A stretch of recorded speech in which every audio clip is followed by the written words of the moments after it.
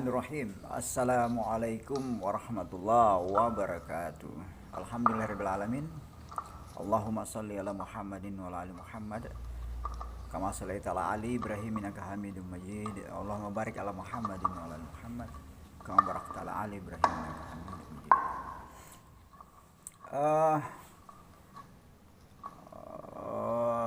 Saudaraku sekalian yang berbahagia, pada sesi kali ini saya ingin memperlihatkan bagaimana cara mengclear pekerjaan pada saat finishing. Jadi ketika semuanya sudah di finishing, pinggirannya, bawahnya gitu ya. Jadi setelah itu giliran bagaimana cara mengclear gitu, menggunakan clear. Nah, pada sesi ini khusus saya ingin menampilkan tutorial bagaimana cara mengclear meja make up ya. Ini di ruang kamar nih ya, kamar tuan rumah. Nah, ini hardener. Saya di sini menggunakan jenis clear ini ya. Clear ini namanya clear platinum. Nah, pada clear platinum itu, kenapa saya pilih, alasan pilih platinum itu ya, platinum itu satu jenis clear yang mana antara clear dan hardenernya itu sama-sama putih jernih begitu, seperti air ya. Kalau menggunakan aklos, kalau kita ingin menyengaja gitu, pengen bikin motifnya menjadi agak kekuning-kuningan ya, saya biasanya nggak pakai ini. Yang saya pakai itu malah epoxy resin ya, epoxy resin. Karena hardener epoxy resin lem itu ya, itu warnanya kekuning-kuningan. Jadi mendukung warna, kalau misalnya paduan antara warna putih sama gold yellow gitu. Jadi kemarin kan kita sudah perkenalkan bahwa percampuran antara putih dan gold yellow itu menghasilkan seperti pewarnaan yang ada Anda lihat sekarang gitu. Nah, pada sesi ini khusus untuk clear, nah kita sudah sampai pada mengaduk. Jadi pada saat sampai di sesi mixer gitu, mengaduk cat antara hardener dengan catnya itu sendiri, upayakan dia tercampur, betul-betul tercampur gitu, upayakan benar-benar tercampur. Hitungannya 5-50 muter cara jarum jam, 50 muter melawan arah jarum jam. Setelah 100 ya, satu biasa yakin, kalau sudah 100 ya yakin tercampur bagus. Kebiasaan saja ya, kebiasaan juga, tergantung alatnya. Biasa kalau di jumlahnya agak besar itu nyampurnya di itu kaleng besar. Nah, caranya itu dituangkan seperti begini loh, dan nuangnya harus di tengah-tengah, pas tengah-tengah ya. Jadi sebentar, nanti pada saat dicampur baru di ratakan ke bagian pinggir, jadi bagian tengah. Apalagi cenderung biasa tukang batu biasa membuat meja, kecuali yang di keramik ya. Kalau di keramik itu rata, tapi tetap saja di tengah. Nah, untuk tips ketika sebelum memulai pengecetan itu, untuk memasukkan clear, diupayakan klem stiker itu, lakban itu harus diperkuat semua. Apalagi kalau kita ingin buat dia lebih kinclong, lebih asik ini, kelurusan atasnya gitu. Itu bukan cuma satu kaleng kalau seperti ukuran meja yang kayak begini. Ini mejanya nih kalau nggak salah 2 meter ya, 2 meter kali berapa nih, nggak sampai 2 meter, 180 lah ukuran pintu pintu masuk gitu. 180 biasanya, nggak sampai 2 meteran ya, kali semeter lah, kali semeter kan udah salah, kali semeter. Jadi 1 meter kali 185 atau 90. Nah kalau mau lebih asik kelihatan mejanya, misalnya mejanya kurang rapi, kurang lurus ya, ya bagus ditargetkan buat 2 kaleng saja, 2 kaleng.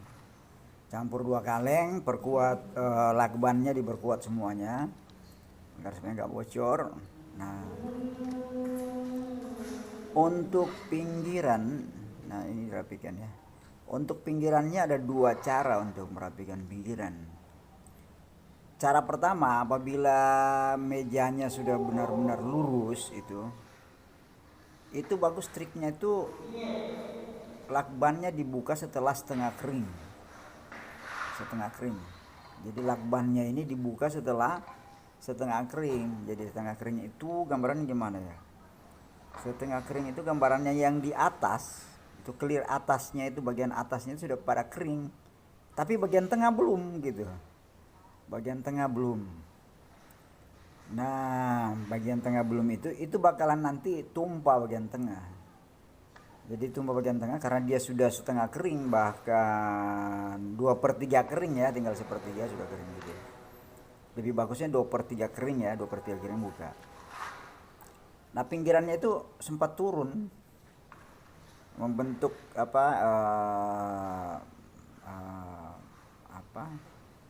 membentuk pinggiran yang tidak lancip gitu ya. Jadi agak tumpul, pinggiran yang tumpul ya.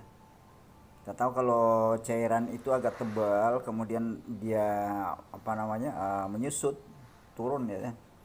Karena 2/3 kering, masih ada yang basah, maka basah yang di bagian tengah itu turun. Nah otomatis yang bagian atas mengikuti sambil menunggu dia kering. Nah di situ kita sudah dapatkan pinggiran yang rata, cuman di situ banyakkan biasanya kalau kita kerja awal, biasanya untuk membersihkan pinggirannya itu yang kadang kalau untuk mencapai ratanya jarang lah kita menggunakan seperti itu, kecuali kalau ingin pinggirannya itu nggak perlu rata lah gitu, ada sedikit benjolan-benjolan bekas turunnya cat-cat yang tidak rapi itu, nanti tinggal bagaimana cara kita nyusun susunan keindahannya ya, supaya masuk dalam target estetika yang kita maksud gitu, keindahan yang kita inginkan. Oke sahabat, sini di masa yang Anda berada seperti ini 1 kaleng ya. Nah saya sarankan kalau buat Anda yang ingin lebih kinclong, kalau dananya masih ada, tambahin lagi 1 kaleng lagi, khusus bagi meja yang permukaannya tidak rata, kecuali misalnya ya meja dapur sudah ditehel duluan gitu, sudah dikeramik duluan, tapi kita ingin reparasi untuk supaya keindahan meja dapur itu nggak ada lagi nat-nat gitu antara tehel satu dengan tehel yang lainnya, nggak ada nat lagi ya. Kita ganti seperti pola seperti begini, buatkan dia motif marmer, ya otomatis itu kita dapat apa yang kita inginkan, bahwa meja itu nggak punya nut seperti kebanyakan yang kita dapatkan meja dapur itu dibuat dari marmer gitu. Nah itu satu lagi, kalau marmer nggak bisa seperti begini modelnya, ada bulatan, itu tukangnya setengah mati mengikuti pola bulat, kemudian bulat lagi gitu ya, setengah mati. Kebanyakan kalau meja-meja dapur itu 4 persegi panjang aja modelnya, 4 persegi panjang. Nah di sini satu kelebihan dari motif marbling ya, atau motif marmer. Jadi rancangannya seperti dari sesi awal part 1 part 2 ini part 3 ya, part satunya. Jadi bahannya cuma menggunakan uh, epoksi, utamanya epoksi aja ya, epoksi utama sekali, epoksi. Kalau pinggiran bagian vertikal ya, pinggiran bagian vertikal itu boyo campur epoksi,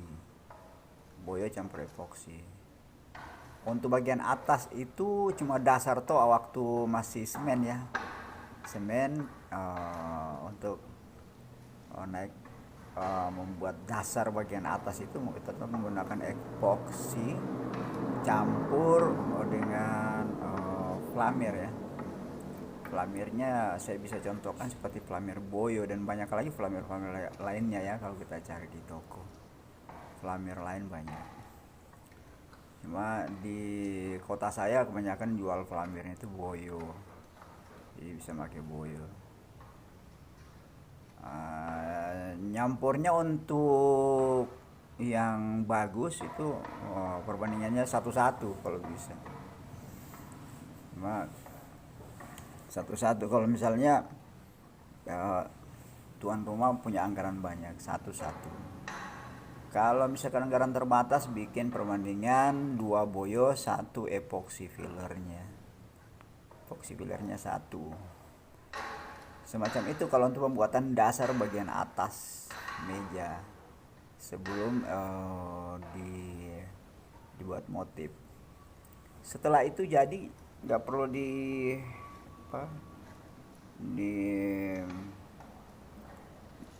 amplas ya bagian atas, karena dia rata pada saat dipasang itu menggunakan juga sendok semen untuk ngaci, biasanya untuk ngaci semen ya, itu yang digunakan. Dasar-dasarnya juga ada di sesi video saya yang pertama, cara-cara pemasangannya, gimana teknik cara pemasangannya, ada di sesi pemasangan pada saat yang saya tayangkan tuh bikin meja bartender ya, meja bartender atau meja cuci piring gitu. Nah seperti itu, sama agak ada bedanya. Nah untuk jenis pembuatan meja ini bahannya cuma berkisar itu saja. Yang buat dia kinclong seperti ini ya epoksi. Setelah epoksi tadi, yang pertama masih nyampur dengan boyo, yang kedua epoksi filler itu campur dengan warna cat epoksi juga ya, aklos ya. Misalkan kalau kita menggunakan cat aklos misalnya, epoksi fillernya misalnya, maka kita juga beli cat aklos juga, atau apalagi yang lainnya, Suzuka juga ada ya, Suzuka untuk pewarnaan terserah milih warna apa yang suka. Kalau yang seperti meja ini ada 2 jenis pewarnaan, yang pertama gold yellow 187 sama coklat gitu ya. Nah, warna dasarnya putih, jadi putihnya gak usah pakai warna putih cat putih biasa ya, kecuali pembuatan garis marmernya seperti saya jelaskan dalam video lain. Jadi marmernya dan menggunakan kuas yang agak dibengkokkan sedikit ya, seperti itu. Nah di situ tutorialnya ada di situ. Nah ini jadi sudah tadi ya, pada saat membuat dasarnya putih, kecuali pembuatan marblenya itu ya, pembuatan garis-garisnya itu ya. Nah itu menggunakan cat biasa warna putih tapi merek aklos, merek yang sama. Jadi kalau begitu bahannya cuma merek-merek itu aja ya, cuma boyo aja yang beda. Boyo, karena boyo itu dia berbasis air ya, nah ini pinggiran bagian vertikal bawah itu sisa dari sendok itu kan ada sisa ya, jangan dibuang tapi bisa disendok ratakan di bagian vertikal dinding meja itu, diratakan di situ pakai sendok. Kenapa nggak pakai kompresor gitu? Nah di sini bedanya, kalau pakai alat ini kita jarang menggunakan thinner gitu, jarang menggunakan thinner kecuali pada saat ada problem gitu, problem ada yang nggak rata, tiba-tiba tangan kita cara apa ya, refleksi gitu langsung yang mana yang sudah mau kering itu dikorek-korek lagi, maka jadi problem lah, semuanya rusak. Nah, untuk melenturkan saja, tugasnya melenturkan. Yang tugas adapun tugas thinner di sini cuma pada saat pembuatan marblingnya itu garis-garis batu itu. Nah, pembuatan garis batu itu rata-rata saya menggunakan untuk elastisnya warna, dia bisa membuat gradasi ke pinggir ke warna yang lain, maka eh, pewarnaan itu mesti dipengaruhi oleh thinner. Maka saya suka menempatkan thinner pada spoit gitu ya, spray gun manual ya, spray gun manual. Jadi spray gun manual isinya cuma thinner doang gitu, thinner doang. Jadi pada saat digambar marblingnya, maka untuk melenturkan, membuat warna gradasi antara warna yang sebelumnya itu, dari garis yang sudah kita garis itu supaya dia melar gitu, warnanya melar, maka satu tekniknya itu di spoit, sambil di spoit kemudian diratakan. Kalau kita pakai spon boleh, pakai sendok boleh, pakai kuas boleh, pakai kuas roll juga boleh. Tinggal bagaimana cara teknik yang kita dapatkan, karena setiap orang itu berbeda-beda teknik ya, teknik yang Allah berikan itu beda-beda gitu. Jadi satu dan lainnya itu masing-masing punya keunikan. Saya kira di sini nggak ada yang lebih, nggak ada yang kurang, cuma kayak kita berbagi dalam keunikan ya, sehingga di sini kita dapatkan keindahan, estetika yang luar biasa. Nah, pinggiran-pinggiran seperti itu yang Anda lihat sekarang ini, itu pinggiran yang dibuat menggunakan kuas yang ujungnya sudah dibengkokkan seperti yang saya gambarkan pada saat membuat meja marmer, meja cuci piring itu ya, di sesi yang pertama lalu. Nah, itu seperti itu.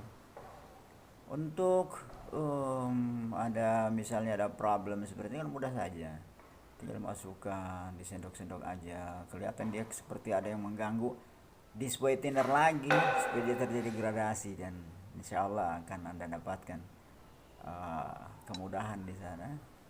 Dengan dispaitkan thinner tadi, dia terjadi gradasi dan mudah kita ambil langkah berikutnya, teknik untuk membuat dia menjadi indah ya.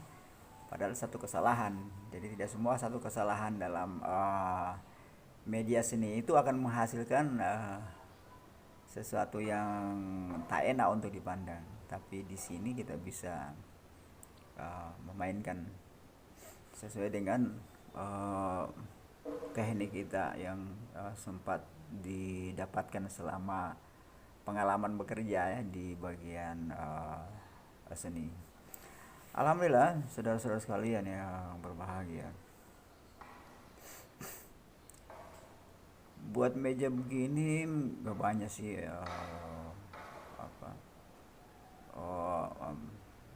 budget yang harus dikeluarkan, ketimbang harus beli bahan baku seperti keramik dan sebagainya. Jadi pernah ada satu saat dalam satu pengalaman saya bekerja seperti ini, waktu itu tuan rumah pengen beli keramik ya, terus saya nawarkan, mau nggak kalau mau saya buatkan buat itu Anda satu meja yang bentuknya seperti keramik. Nah, dia bilang apa untungnya? Ya untungnya itu di situ ada seni, bahwa meja Anda nggak punya nut gitu, jadi agak berbeda sedikit sama yang lain, nggak punya nut sama sekali. Wah, bisa nggak? Bisa. Nah, bagaimana cara ongkosnya? Nah, begini, karena ini tahun awal, hitung saja berapa jumlah pembelian, berapa budget ya untuk pembelian. Kalau biayanya untuk beli tehelnya berapa, ongkos tukangnya berapa, ya segitu aja kasih saya. Ringkas ringkas cerita akhirnya dia sepakat, setuju dia karena ini tahap awal ya, tahap perkenalan. Sudah pernah lihat, sudah pernah bikin di mana, saya di sini, mari kita lihat. Oh males gitu ya. Ya sudah, kalau begitu begini saja caranya, pas juga ada teman dekat ya, jadi buatlah. Begitu bagus dia, oh wow, ternyata lain seperti perkiraan saya, kiranya nggak bagus gitu. Jadi ya tergantung lah. Ya, seperti itu. Jadi alhamdulillah sampai di sini dulu saya sesi cara membuat meja motif marmer. Di sesi cara bagaimana cara mengclear ya. Biasanya kan orang sangka clear itu kan di spoit gitu. Kalau di spoit itu banyak yang korban ya, lantainya penuh dengan cat gitu. Kemudian juga makan thinner dan sebagainya dan sebagainya. Oke, sampai sini dulu. Bila itu taufiq hidayah. Wassalamualaikum warahmatullahi wabarakatuh. Semoga bermanfaat.